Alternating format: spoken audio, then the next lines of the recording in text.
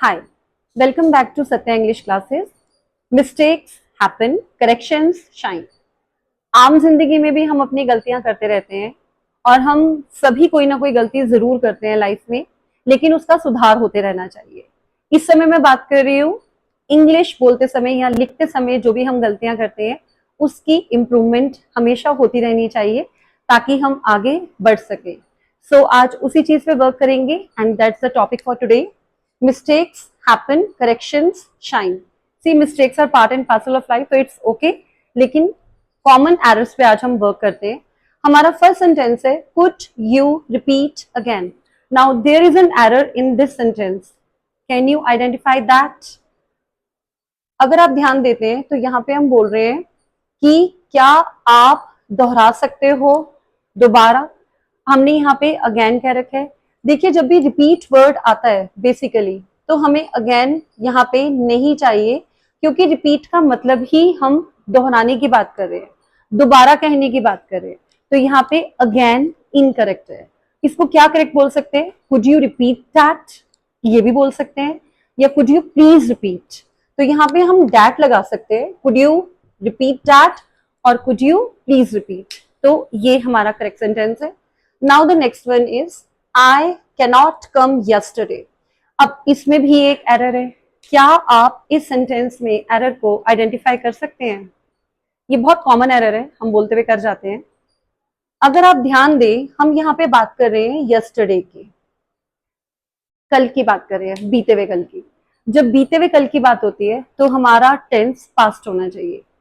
Can not का मतलब होता है सकता, कैन का मतलब होता है सका, कैन का मतलब सकता, और कैनॉट नहीं हो गया साथ में, कि जैसे मैं कल नहीं आ सकता तो नहीं कह सकते ना, मैं कल नहीं आ सका।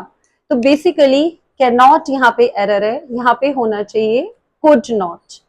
कैन का पास्ट होता है कुड, तो हमें क्या बोलना चाहिए? I could not come yesterday, ना कि I can not come yesterday. This is very common error that students make और वी मेक। अब नेक्स्ट सेंटेंस है I wanted to met him.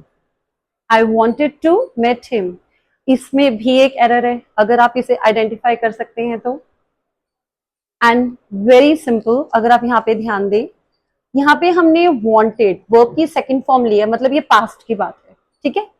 जैसे मैं उससे मिलना चाहता था, कुछ भी आप ऐसा कह रहे हो, तो वांटेड के साथ आपने टू लिया। जब आपने ऑलरेडी यहाँ पे वर्ब की सेकंड फॉर्म ले रखी है तो ये पास्ट हो गया।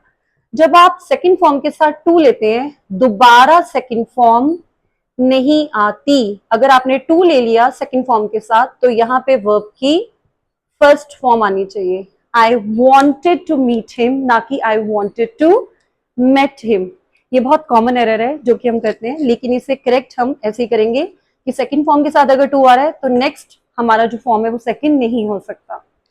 And the next sentence is I did not went there, मैं वहां नहीं गया। अब ये पास्ट टेंस है अगेन। डिड नॉट हमने डिड पास्ट के लिए यूज करा, लेकिन आप ध्यान दीजिए इसमें एरर क्या है। जब आपने ऑलरेडी यहाँ पे सेकंड फॉर्म ले ली है तो डिड के साथ कभी भी सेम सेंटेंस में सेकंड फॉर्म नहीं आ सकती। आपको अकॉर्डिंग टू रूल यहाँ पे डिड के साथ वर्ब की फर्स्ट फॉर्म लेनी चाहिए। I did not go there, I did not eat food, I did not meet him, I did not complete my work. तो डिड के साथ कभी भी सेम सेंटेंस में आप सेकंड फॉर्म नहीं यूज कर सकते। This is a very common error, जिसको हम यहाँ पे करेक्ट करेंगे। Then next is we will have rice in lunch.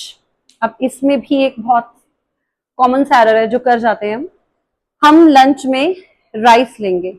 इसमें एरर क्या है? इसमें अगर आप ध्यान देते हैं, इन ये प्रेपोजिशन, ये हमारा यहाँ पे एरर है। हम अगर जब भी हम यहाँ पे बात करते हैं कोई स्पेसिफिक मील की, जो हम किसी टाइम पे ले रहे हैं, यहाँ पे लंच की बात हो रही है और मील की बात हो रही है कि हम राइस लेंगे लंच में, तो यहाँ पे इन नहीं आना चाहिए, फॉर आना चाहिए। फॉर पहली बात तो यहाँ पर हमें ये देखना है कि ये एक टाइम को इंडिकेट कर रहा है, और जब भी आप खाने की बात करते हो तो I will have rice for lunch, we will have rice for lunch या फॉर डिनर, आपको हमेशा इनके साथ फॉर ही लगाना होता है।